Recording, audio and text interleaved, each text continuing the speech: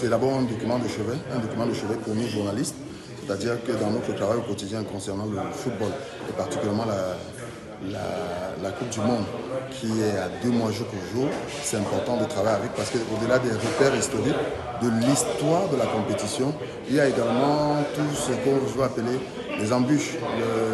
Le chemin n'a pas été fait seulement de roses, mais aussi de ronces. Beaucoup d'embûches sur le trajet qui mène à la Coupe du Monde jusqu'à 2026.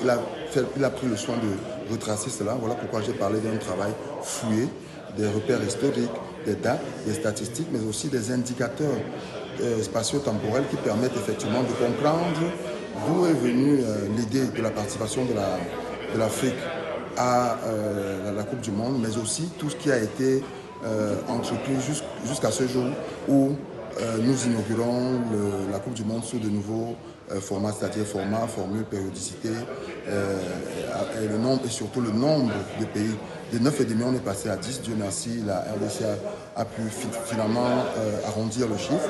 Et l'auteur passe là, ça c'est le premier versant de l'ouvrage. Le deuxième versant est constitué effectivement à ce qu'on appelle, en fait c'est ce que j'ai qualifié de maladie infantile de nos fédérations sportives, donc nos fédérations membres de la Fédération internationale de football association, c'est-à-dire que les batailles, la guerre des égaux, cette volonté de mainmise du contrôle de la fédération par la tutelle qui est l'État, qui est le gouvernement, mais aussi d'autres réformes structurelles qui sont en panne et qui ne permettent pas effectivement à une fédération de tutoyer des fédérations étrangères comme celles qui sont en Europe par exemple, ou bien celles d'Asie.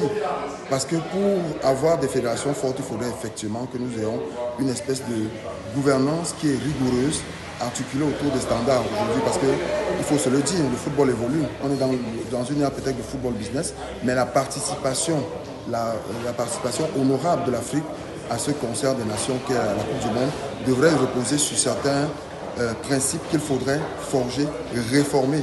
D'où la sollicitation par l'auteur Guy Bertin Sigué d'une espèce de, entre guillemets, les réformes Marshall, c'est-à-dire une espèce de projet de technostructure revue pour un plan Marshall qui pourrait effectivement permettre à nos fédérations de décoller et à nos sélections nationales d'être plus fortes et plus conquérantes. Alors, ce document arrive...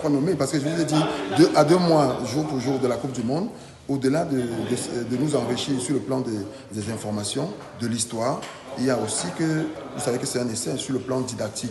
La démarche méthodique et rigoureuse de l'auteur voudrait que l'ouvrage soit notre ouvrage de chevet, nous permette de travailler, mais aussi jeter dans l'arène les 10 nations qui vont représenter l'Afrique à ce rendez-vous interplanétaire et qu'il faudrait surtout que dans le carré d'as qu'on retrouve 2, pourquoi pas 3 équipes africaines. Ce ne serait pas un vœu pieux. C'est d'ailleurs ce sur quoi est articulée la deuxième détente du titre de l'ouvrage.